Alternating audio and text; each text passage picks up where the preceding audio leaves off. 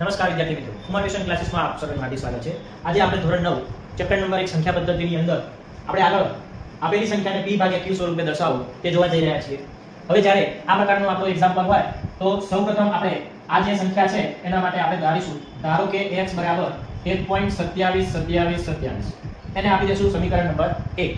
27 ઉપર 12 છે, મતલબ એ બે સંખ્યા છે એનું વારંવાર પુનરાવર્તન થશે। હવે આપણે શું કરીશું તો કે આ જે સમીકરણ 1 છે એને આપણે બંને સાઈડ 10, 100 કે 1000 વડે ગુણવા પડે। તો આપણે અહીંયા કેટલા વડે ગુણીશું તો આપણે એ જોવાનું કે બે સંખ્યાની ઉપર 12 છે। કેટલી સંખ્યાની ઉપર 12 છે? બે સંખ્યાની ઉપર 12 છે, એટલે આપણે એવું લખી શકાય કે સમીકરણ 1 માં બંને બાજુ આપણે કેટલા વડે ગુણીશું તો કે બે જીરો, બે અંક ઉપર 12 હોય તો બે જીરો વાળી રકમ કઈ થશે?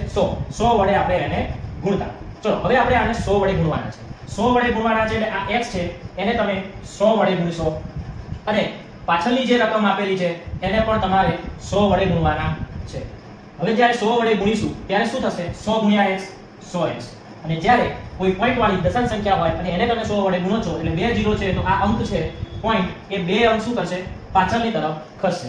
એટલે આપણો જવાબ શું બની જશે?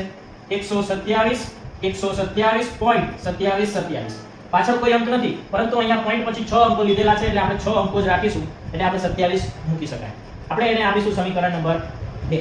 હવે સમીકરણ 1 સમીકરણ 2 બંનેની આપણે બાદબાકી લઈશું, એટલે આપણે હવે અહીંયા કરીશું સમીકરણ નંબર 2 માઈનસ સમીકરણ નંબર 1।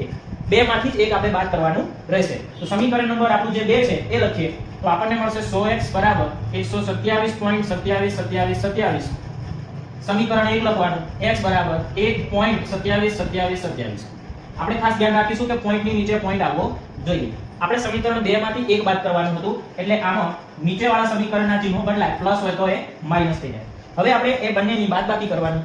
100x માંથી 1x જાય એટલે આપણને મળે 99x બરાબર આની બાદબાકી કરો। ચલો 7 માંથી 7 જાય તો 7 માંથી 7 જાય 0, 2 માંથી 2 જાય 0, 7 માંથી 7 0, 2 માંથી 2 0, 7 માંથી 7 0, 2 માંથી 2 0, એટલે પોઈન્ટ પછી કોઈ અંક બાકી રહેતો નથી। પણ અહીંયા શું છે? 127 માઈનસ x એટલે અહીંયા કેટલા વધે છે?